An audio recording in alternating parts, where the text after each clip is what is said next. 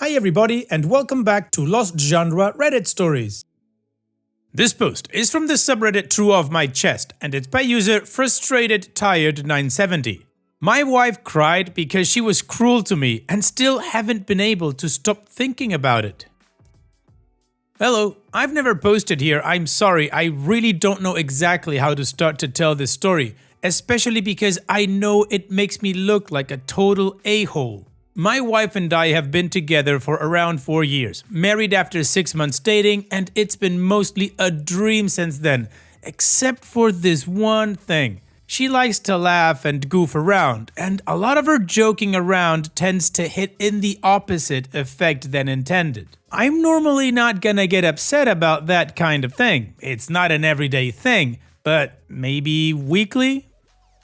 Okay, ton of context out of the way now. Last night, my wife and I both had a hard day at work, I think. We didn't get to talk about it because the minute we got home, there was more work. You know how it is. Dogs made a hell of a mess. Yeah, so we're pretty stressed and out of it, and all I wanted to do was watch the movie she picked and go to bed. But then she decided it would be funny to drop a couple of jokes about my appearance, specifically about one aspect of that appearance I have problems with.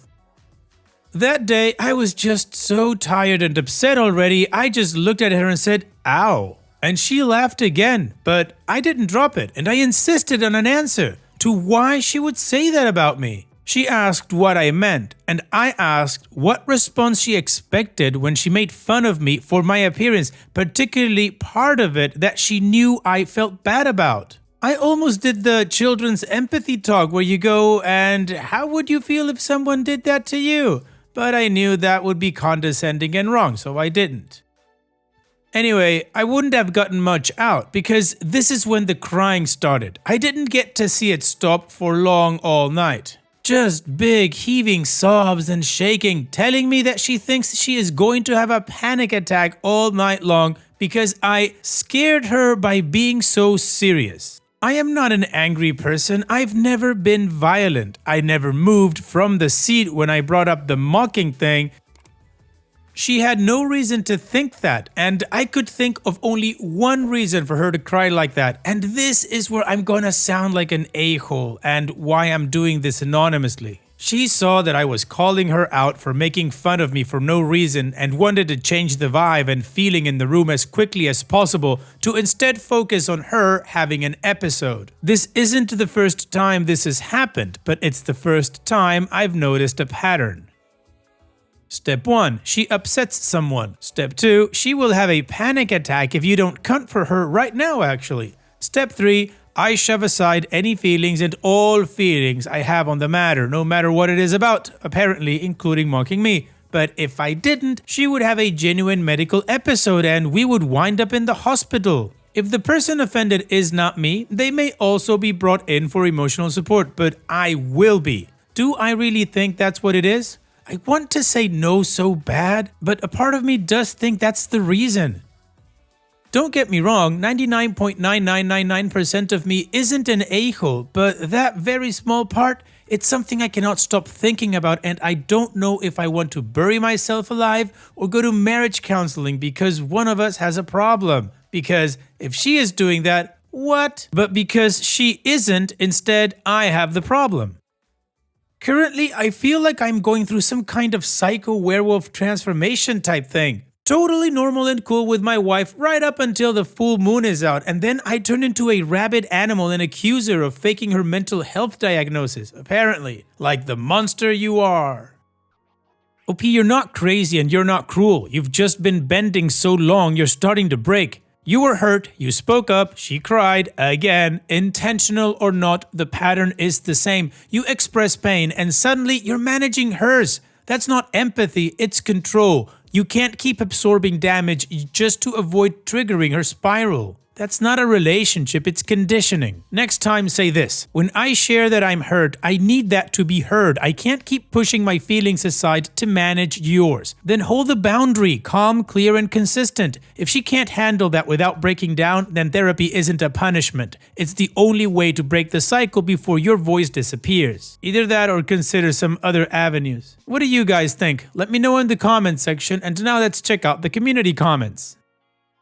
Deleted says, reminds me of a girl I used to call a friend. They would always dish it out, no breaks. The moment they're called out on it, they're a victim. If you feel this works for you, that's your business, but I don't talk to that girl anymore. There's nothing worse than finding out how alone you are in a room with another person you thought you could speak to and be understood by. And psyching yourself out of judging quite fairly and justifiably someone who refuses to acknowledge the most basic feelings you have is a bad move for yourself. She hurt you. You tried to address it. She didn't want to stick around for anything further, so she checked out. That's the facts. Crying works on empathetic people because it signals that things have gone too far, that some harm has taken place, and that you should stop whatever you're doing. But what you're doing is defending yourself in a civilized way. You're the hurt one, and the only one that should have stopped and needs to stop is her. That's nothing you should be second guessing. Live Music Saved Me says, OP, your wife needs to take accountability for her actions and words regardless of her mental health. In my eyes, there is no excuse that she can't own up to it and say she's sorry and truly work on how she behaves, especially since she pushed your button and went in for the attack on something you already indicated is a sore spot for you. Muchfield 1984 says, so she makes a cruel joke or remark and defends you. You calmly tell her that's not okay, and somehow you end up being the bad guy? No, she needs to take accountability for her behavior and or find a way to control it. Having a mental issue, illness or whatnot is or could be an explanation, but it's not an excuse. I'm glad you're willing to help her, and I hope you do, but she needs to help herself as well. First step is for her to admit that she has a problem. And Yuyi7 says, sounds like grade A manipulation. Can I ask for a reason why you're with her? Not trying to question your relationship, just genuinely asking. As a woman, I will tell you, women, not all, but some will manipulate to get their way, and it doesn't matter what it's for or how or who it will affect. She doesn't sound well-rounded or ready for marriage. Additional information from OP's comments. When I posted here, I expected people to tell me I was being an a-hole. Honestly, that was the point. I thought if I threw my story into the void and got called out, it would confirm that I was overreacting. I can be impulsive, though I prefer to call it decisive. I make decisions fast and stick to them, but I'm aware that this trait has its downsides, especially in hindsight. I even walked away from the screen at first, so sure I'd be torn apart. But the opposite happened. The support, the insight, it's overwhelming in the best way. I finally get why people come here. One thing that really hit me was the pattern. My wife didn't apologize for how she treated me, but I ended up apologizing for being too serious. That flipped a switch. It made me realize something isn't right, and admitting that to myself actually made me feel even crazier. But the truth is, there is a problem. There was this one day that made everything feel heavier. Our dog, big, excited, sweet, knocked over a cheap dresser while we were at work. We don't crate him. He usually behaves and has a spot if he can't hold it. But coming home to that mess after a long day, we just stood there silently cleaning, still in our work clothes. Normally, we'd laugh it off, but that day, I just kept repeating, "Don't cry," in my head. It was one of those days, and it brought everything to the surface. Well, it sounds like the community was very supportive to OP and he's really feeling the love. So now let's move on to the update to see how this story ends. So I didn't think I would update because after we talked about my thoughts on the issue, it was an even bigger panic attack and sobbing and asking if I thought she was evil and all this other stuff that made me feel like a devil incarnate for ever even beginning to doubt her. We went back to the usual and I had to deal with more of it. I didn't mention this in the last post, but this issue she had didn't just apply to me. It was for everyone and everything that could upset her.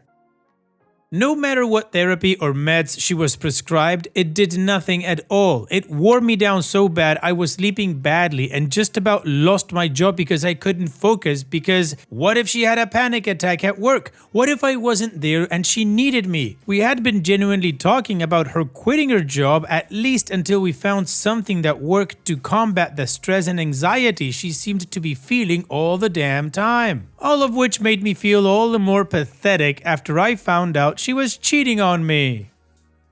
The guy worked with her and reached out to tell me because he didn't know she was married. I knew I couldn't confront her in person because her reaction would likely make me think the guy made it all up somehow. Despite having texts he showed me from and to her number and photos I'd rather not discuss. I just moved out and took my dog. Calm down, she never even liked him that much. Hasn't asked about him once. Anyway, I texted her that I knew and was going to talk to a lawyer and asked that she did the same. A lot of crying voicemails and saying she didn't know what I was talking about, followed by trickle-truthing end text messages while I was on my friend's couch. We're still in the middle of everything, but it's pretty cut and dry. Hardly any marital assets worth speaking of, and the lease is in her name. I honestly am surprised by how little heartbreak I actually felt, coupled with a weird sense of relief. I definitely thought getting cheated on would be the worst thing anyone could do to their partner, but if it wasn't an a-hole move, I would thank her. Anyway, thank you all so much for the advice. Even if I was too stupid or weak of spine to take it at the time, it was helpful for just a little bit to not feel crazy. Will it be good for you? Even though it is through cheating, which of course sucks, you're finally free. Free from her manipulation, her weaponized distress, and the weight of false responsibility. The fact that you're not heartbroken and feel an immense amount of relief says everything. It's not a loss, it's freedom. Own it and build from it. On that note, take care OP and thanks for sharing. And now let's move on to the next post that also has an update. This post is from the subreddit Am I the A-hole? Would I be the A-hole public? And it's by user FullSheepHerder3892. Am I the A-hole for refusing to let my two close friends sleep over at my place after they lied to me about their plans? So I, teenage girl, have two really good friends. One is a close friend and the other is my best friend since literally before we could talk. We've been inseparable since we were 1 year old. Recently though, she's been spending a lot more time with this other close friend. I've been feeling kind of left out and honestly a bit jealous, but I've been trying not to let it get to me too much. Today, both of them asked if they could crash at my place tonight.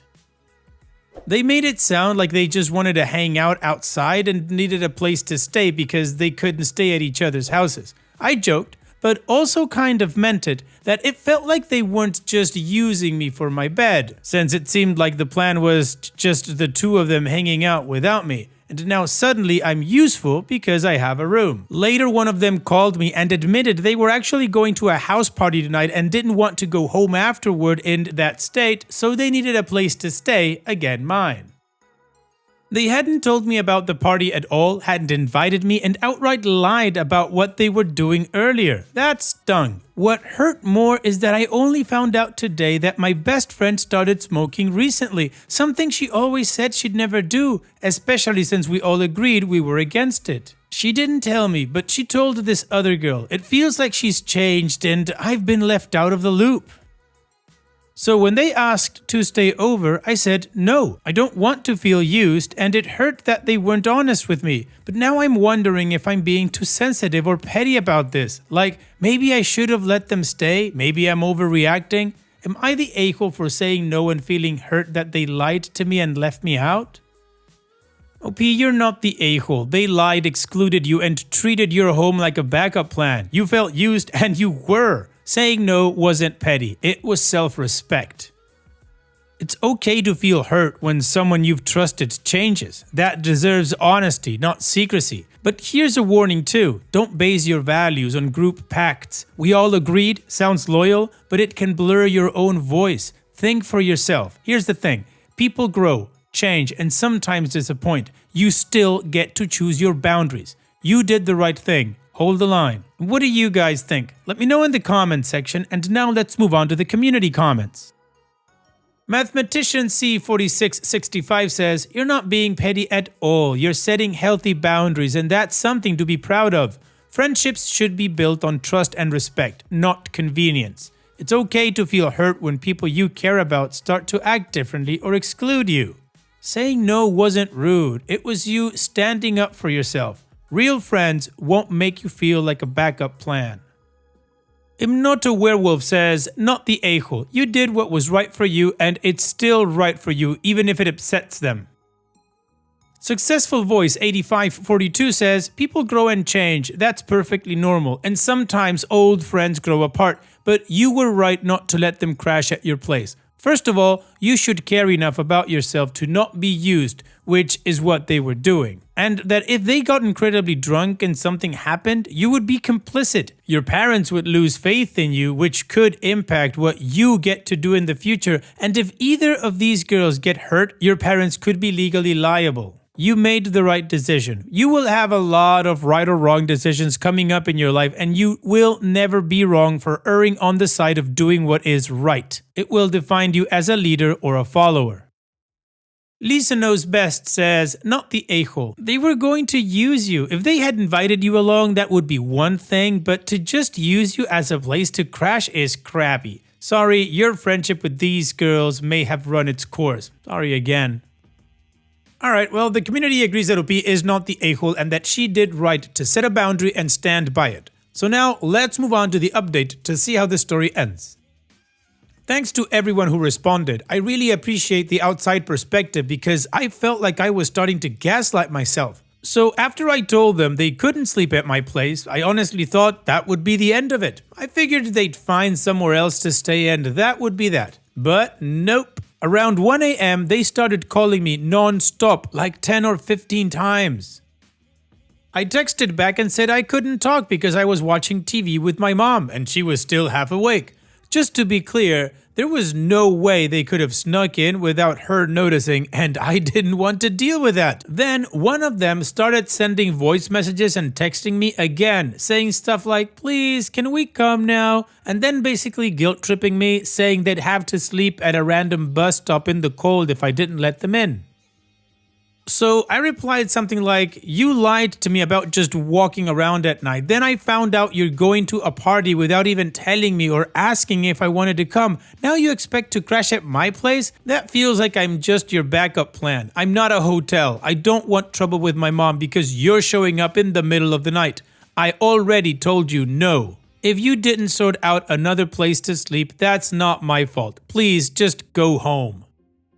Her reply, "Yeah, but bro, you weren't invited, lol. Bro, chill." Then, "Never mind, I guess," which honestly just confirmed how little she cared about how I felt. No apology, no acknowledgement, just brushing it off. Also, just to give a bit more context, part of why this whole thing has been so hard is that these girls aren't just random classmates. We've been in the same friend group for 3 years and we're in the same class, which makes things super complicated.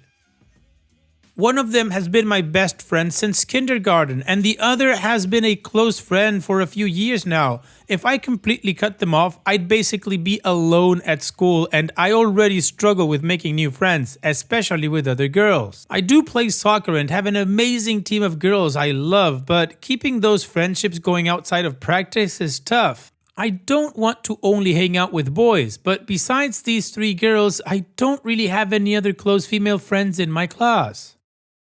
There's also one more girl in our group who's been supportive, but I'm scared that if I distance myself from the others, she might end up siding with them, especially since she has a really strong bond with the one who lied to me. And I get that, I really do, but it still makes me feel like I'm walking a tightrope. Also, for anyone wondering about the tone of the messages, we're German, and here it's super normal to casually use the way Bruder, brother, like as a filler word or to address people. So when she texted me stuff like "bro, chill" or "bro, you weren't invited, lo," it wasn't random slang, it's just how we talk. She actually wrote BRD, which is short for Bruder, but I translated it to bro here so it made sense in English. And yeah, writing all this in a language that isn't my first definitely makes it harder to fully get my vibe across, but I'm doing my best. That's the update. OP, I totally understand how difficult of a situation you feel like you're in, but just know one thing. You chose self-respect over being used, and that's a strength. So stay kind, stay firm. Real friends won't make you beg to matter to them. And on that note, here's wishing you the best in the future, OP. Thanks so much for sharing and take care. And that's it for today's video. Thank you so much for taking the time to watch it. Now, if you've gotten to this point in the video, I assume that you like these stories that I'm reading out. So here are a couple more that you might enjoy. And if you don't have any time to watch another story right now, save it for later. And also, don't forget to hit that subscribe button.